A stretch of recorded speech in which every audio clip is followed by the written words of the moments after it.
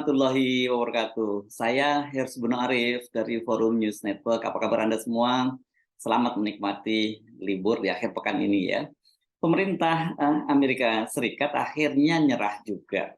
Utusan khusus Amerika Serikat untuk HAM dan LGBTQIA. Saya ini nggak tahu nih apa singkatannya karena ternyata ini LGBTQIA plus. Yang saya tahu ada LGBT ya, ini lesbian, gay, biseksual dan transgender ya. Yang lain-lain saya tidak tahu karena kelihatannya nanti akan terus bertambah ini karena di mana di Thailand saja kita sekarang sudah mengenal ada 8 gender. Saya nggak tahu nih apa yang maksudnya yang QEA plus itu ya. Tapi pokoknya ini simpelnya adalah utusan khusus Amerika Serikat untuk hak LGBT, Jessica Stern dikonfirmasi akhirnya batal berkunjung ke Indonesia pada beberapa hari yang akan datang ya. Duta Besar Amerika Serikat untuk Indonesia, Sung Kim, memastikan ini. Namun dia tetap berharap bahwa meskipun batal kunjungan ini, dia berharap kedua negara dapat melanjutkan dialog mengenai diskriminasi terhadap kelompok LGBTQIA+ ini. Setelah berdiskusi dengan rekan-rekan kami di pemerintah Indonesia, kami telah memutuskan untuk membatalkan kunjungan utusan khusus Stern ke Indonesia, itu kata Kim dalam pernyataan tertulis yang dikirim ke media pada hari Jumat kemarin tanggal 2 Desember 2022. Stern semula itu dijadwalkan itu akan berada di Indonesia pada tanggal 7 sampai 9 Desember. Setelah sebelumnya dia melakukan kunjungan ke Vietnam itu mulai tanggal 28 November sampai 2 Desember, kemudian ke Filipina pada tanggal 3 sampai 6 Desember 2022. Jadi ini memang lawatan ke kawasan Asia Tenggara. Batalnya kunjungan Stern ini, Jessica Stern ini disambut lega oleh berbagai kelompok yang menentang kedatangannya, terutama ormas-ormas Islam. Dua ormas Islam terbesar di Indonesia, NU dan Muhammadiyah, itu satu suara dalam soal ini. Kendati narasinya agak berbeda ya. Begitu juga dengan Majelis Ulama Indonesia dan ormas-ormas Islam lainnya. Pengurus Besar Nahdlatul Ulama atau PBNU seperti dikatakan oleh Ketua PBNU Ahmad Faruk Rozi tidak mempersoalkan kedatangan Jessica Stern ke Indonesia. Namun dengan tegas Faruk menyatakan melarang Stern melakukan kampanye LGBT di Indonesia.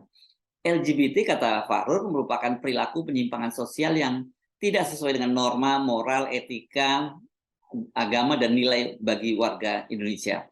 Ini awal. Nah kalau Stern tetap boleh datang ke Indonesia namun dilarang kampanye LGBT, ya ngapain? Ya mau jalan-jalan aja. Karena memang tugas dia ini adalah sebagai yang mengkampanyekan gerakan-gerakan LGBT ini ke seluruh dunia, terutama kepada mitra-mitra dari Amerika Serikat termasuk Indonesia. Sikap yang lebih tegas itu dari pengurus pusat Muhammadiyah.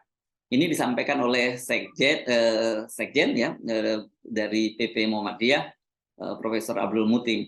Dia menyatakan bahwa rencana kunjungan Jessica Stern ke Indonesia itu hanya akan menimbulkan masalah sosial, keagamaan, dan politik di Indonesia. Dalam situasi sekarang ini, kunjungan Jessica Stern sudah pasti akan menimbulkan kegaduhan dan potensi perpecahan yang pro dan kontra terhadap LGBT.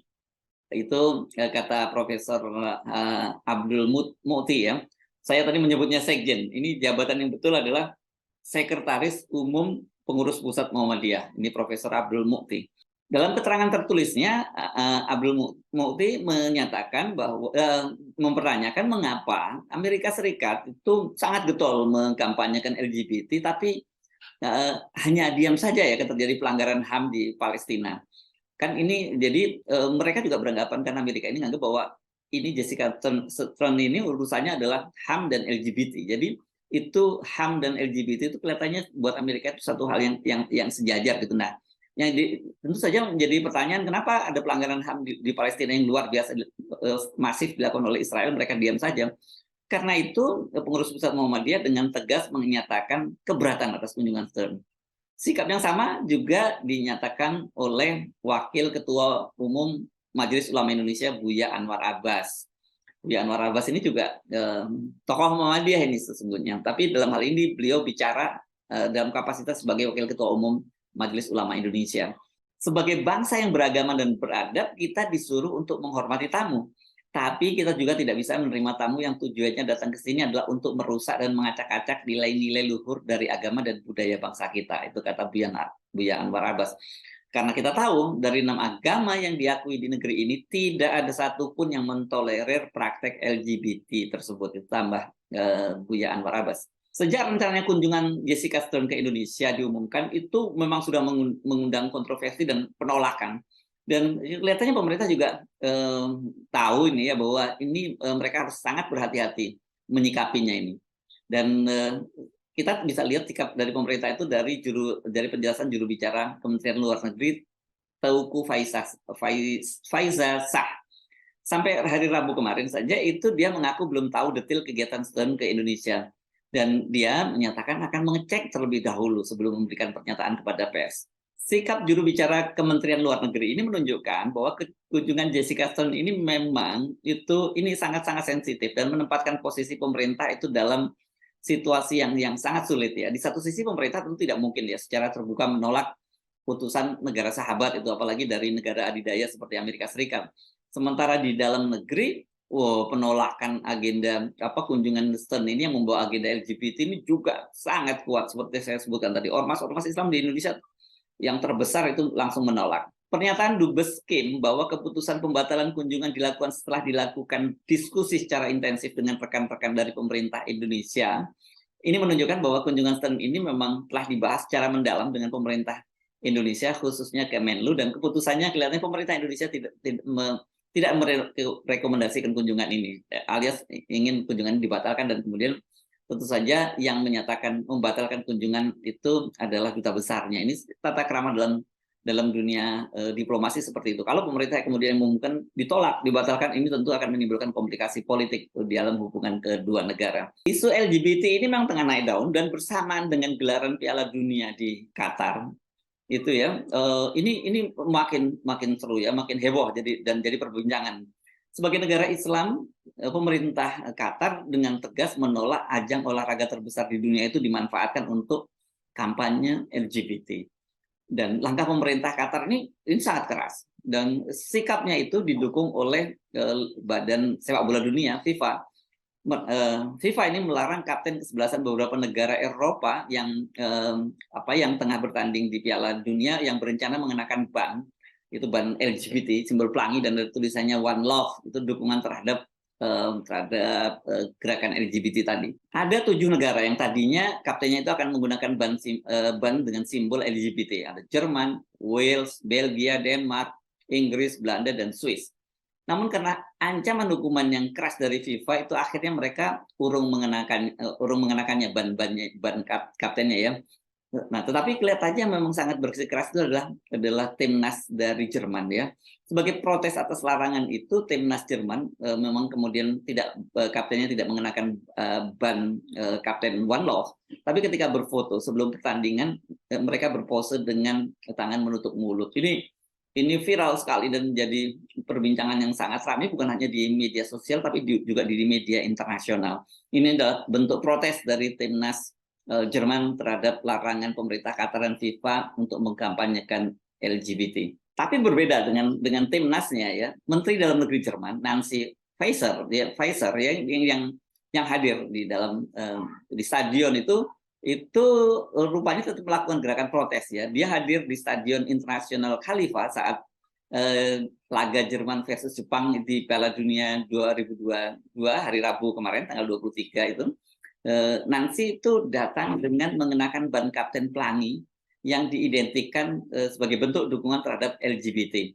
Dan sikapnya ini menegaskan penolakan terhadap aturan yang telah diputuskan oleh FIFA. Di media sosial Anda bisa melihat, ini terlihat Nancy itu bahkan duduk di samping Presiden FIFA Gianni Infantino di tribun VIP, dan mereka sempat saling ngobrol, dan itu terlihat di lengan Nancy itu ada ban One Love itu.